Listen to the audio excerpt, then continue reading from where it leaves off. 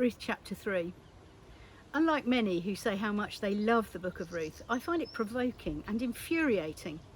No section more than chapter 3, when Ruth, a vulnerable woman in a hostile environment, has to make an approach to a powerful man in order to secure any permanent kind of future for herself and her mother-in-law. She makes this dangerous attempt for complex reasons: for love of Naomi, for basic human need of shelter and food, for building a secure future for herself, for protection from other men, and to legitimise her presence in a foreign land. This is a heart-rending tale of a refugee who has fallen to the bottom of the barrel of society and needs to find a way out. The story of Ruth is a modern story. It's not simply the romance of following a dearly beloved friend, although it is that, and it's not just about the nature of kinship, although that's also a feature. It is an interconnected set of threads about power and injustice at its barest forms, but there is hope and goodness too. I see three key themes that might mean something to this community in this reading: trust, generosity, and the need to stand up and be an agent for change if change is what is wanted or needed.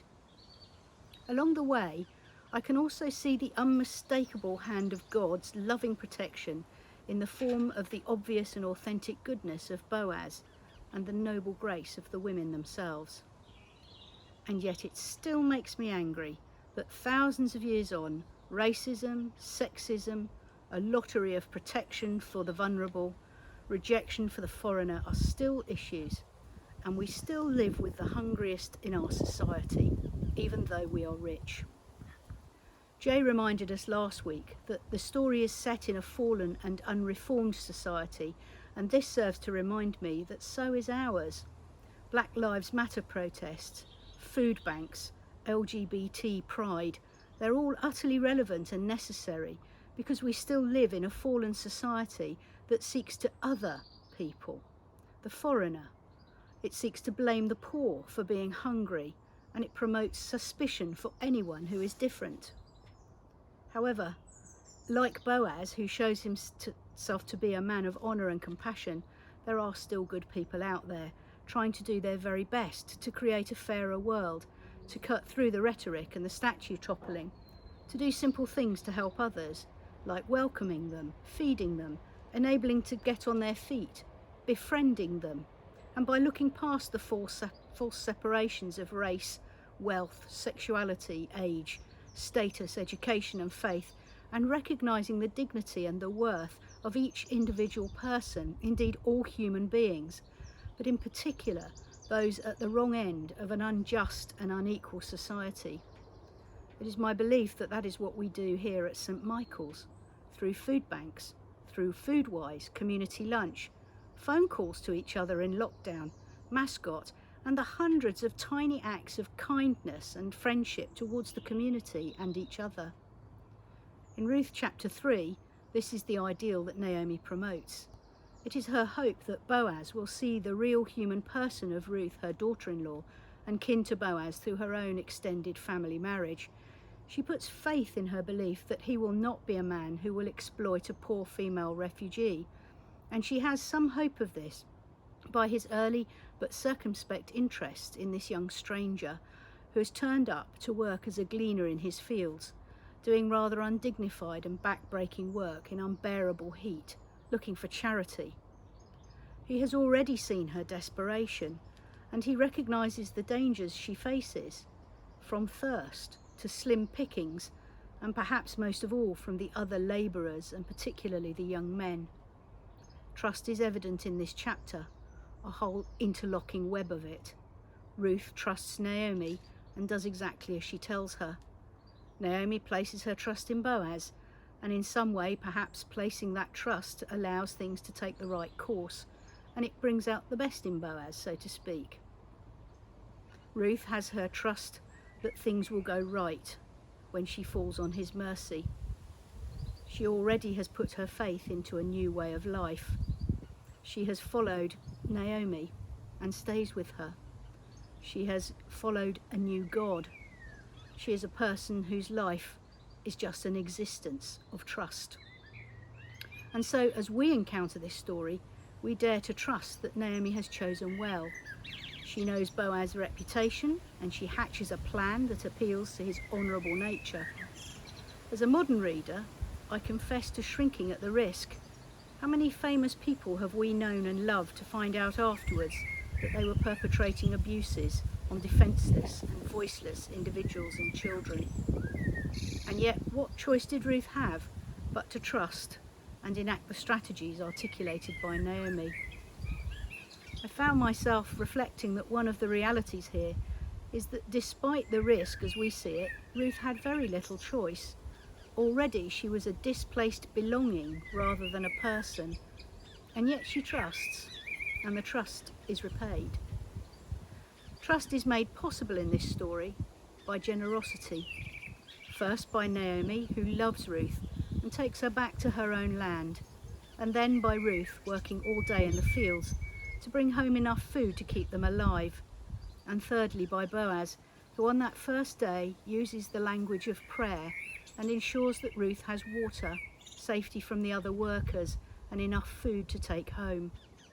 Later, when Ruth appears at his feet as he sleeps, he affords her respect and further generosity in terms of grain to take home to Naomi. He also indicates that he will offer her marriage and the protection of his status and his name once the conventions of his right to marry are settled.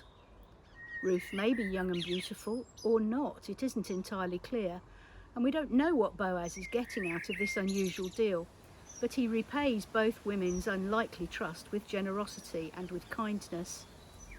In the Gospel from Mark this morning, we heard that generosity is not about quantity, it is about a quality of our heart, one that is recognised by God and repaid with love. If these stories are a metaphor for God's love, then the repayment of trust with generosity, any heartfelt generosity, and the repayment of generosity with trust is something that we can enact in our own lives. Finally, and to my own mind most strikingly, both of the women in this story have to develop proactive strategies in order to make any kind of success of their own lives. Naomi provides the plan in detail, as she would have the cultural understanding of the way to proceed, risky as it is. She may be bitter, she says she is, and she may have come to the last of her options, but she still makes a plan with the tenacity that we might recognise in certain experienced, tough, brave women. My own Italian grandmother was effectively sold to my grandfather over one weekend in 1929. She was 22, and she'd spent her adolescence bringing up her 6 siblings after her mother died. She had reached an age where she was considered old, unlucky and unwanted goods, and her father was pleased to pass her off to a man of reasonable means from a nearby village for a small fee. My grandfather arrived, met her and married her all on the same day. They set off to live in England approximately 36 hours later. They never really got on, although they came to an understanding during their 68 years of marriage, and she somehow learnt to live with his temper and his abuses, making a safe home for her family and without spilling out anything but love to anyone she met. She was not cowed by the experiences of her life. She was always grateful and cheerful. She was an amazing role model to me, resilient and hard-working, humble, wise and canny and deeply powerful in her own way. When I think of Naomi and Ruth, I think of a pair of women just like my nonna and others like her. Life could be really tough and often knock them down, and then kick them about a bit. And then they would get up again, bruised, still thankful to be alive and determined. They just had to be. When we are powerless, when we face injustice, there is always an invitation to be agents of change in our own right, to take action, however small and inconsequential this might be. We might call it strategic action or strategic intent, and it can make an enormous difference to the way something plays out. Being stuck emotionally and mentally is very damaging to a human person, and that helplessness can destroy lives. My mother says, shake the tree. Ruth shook the tree. As a spiritual director, I might say, dare to dream and then to plan. And what if it goes wrong? Well, what if it does? That's the great mystery of the human condition. Things often have to go wrong for us to learn, to recognise our priorities, to find our voices or our fury and our power, and to enlist our energies to galvanise us into action. And if we are to become wise, then we need to live what James Fowler calls the sacrament of failure and to grow through it. We need to learn to trust in ourselves, in our power and dignity and our worth, and in the good people that we meet, in the love and protection of God. It is not always easy to find a way forward, but if we do something, even just admitting our feelings to someone or asking for help, making one tiny change can make things move on. At this moment, facing more than one complicated circumstance here on Shearwater, I cannot think of a finer message for us all in this congregation and in this community. Indeed, perhaps the whole world needs to hear this message. We must trust in God and in one another, and have faith in the generosity of those we appeal to. And we too must be generous, and I don't mean just money.